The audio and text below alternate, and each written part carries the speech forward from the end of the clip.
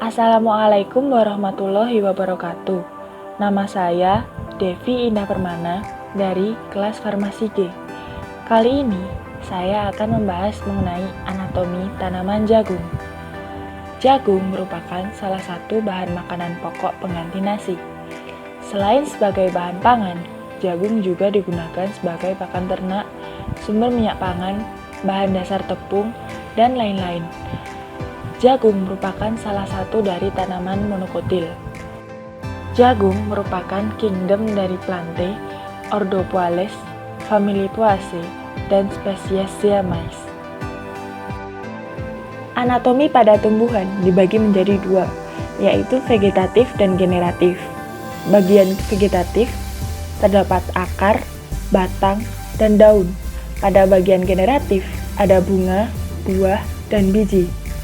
Anatomi tanaman jagung organ vegetatif. Akar. Pada akar tanaman jagung terdapat epidermis. Epidermis terletak di bagian terluar dari sel. Kemudian ada korteks. Korteks merupakan area yang cukup luas di bawah epidermis. Kemudian ada endodermis. Endodermis merupakan lapisan tipis yang terletak di bagian dalam korteks. Kemudian di sini ada berkas pembuluh. Berkas pembuluh merupakan jaringan yang berfungsi sebagai pengangkut zat. Berkas pembuluh terdiri dari flem dan xilem. Kemudian ada perisikal.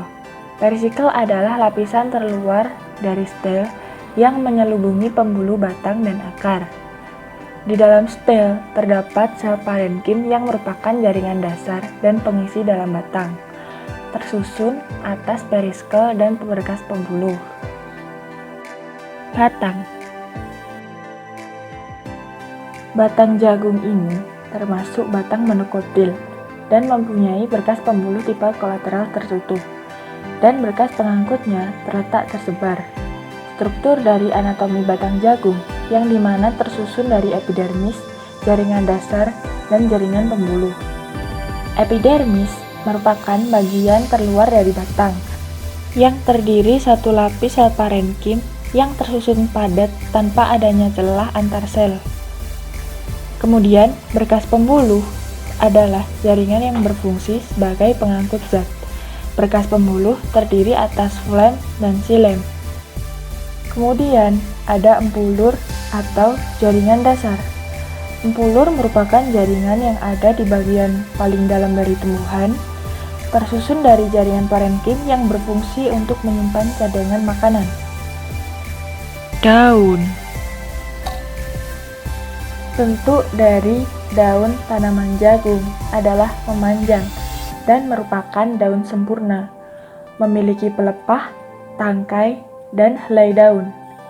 Pada daun terdapat jaringan epidermis, jaringan parenkim, dan jaringan pengangkut.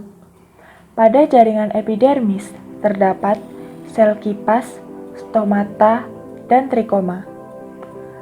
Pada jaringan dasar terdapat parenkim yang struktur dan ukurannya seragam. Pada jaringan pengangkut terdapat xilem dan flem dalam tulang daun yang memiliki susunan seperti batang. Anatomi tanaman jagung, organ generatif. Bunga. Bunga merupakan mahkota dan bagian terpenting dari tanaman jagung. Bunga pada tanaman jagung terdiri dari bunga jantan dan betina. Dari bunga ini, tanaman jagung mengalami penyerbukan dan akan menghasilkan buah jagung atau tongkol. Bunga jantan dan betina terpisah dalam satu tanaman berumah satu. Bunga tersusun majemuk. Bunga jantan tersusun dalam bentuk malai. Bunga betina dalam bentuk tongkol. Kuntum bunga atau floret tersusun berpasangan yang dibatasi oleh sepasang blume.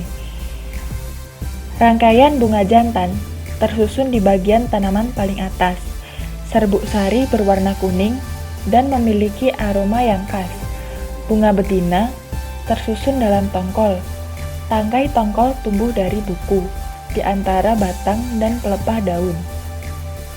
Tongkol dan biji jagung. Tongkol jagung adalah buah jagung yang merupakan bagian terpenting dari tanaman jagung. Karena bagian inilah yang dimanfaatkan sebagai bahan pangan dan bahan baku industri. Pada bagian ini diselimuti oleh dinding perikard yang menempel pada bagian biji jagung yang melindunginya dengan baik.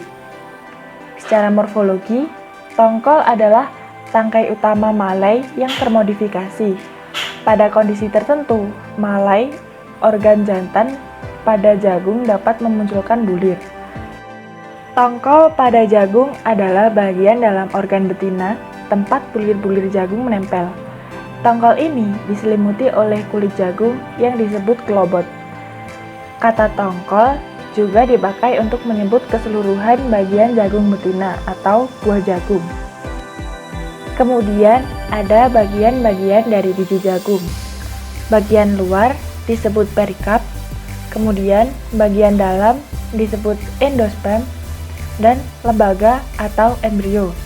Peran perikard untuk menjaga embrio agar tidak kekurangan air. Endosperm berperan sebagai cadangan makanan pada jagung. Kandungan endosperm adalah antara lain 90% pati dan 10% zat lainnya, atau minyak, protein, dan mineral. Embrio adalah inti dari tanaman jagung yang akan menjadi cikal bakal terbentuknya biji. Sekian penjelasan dari saya. Terima kasih. Wassalamualaikum warahmatullahi wabarakatuh.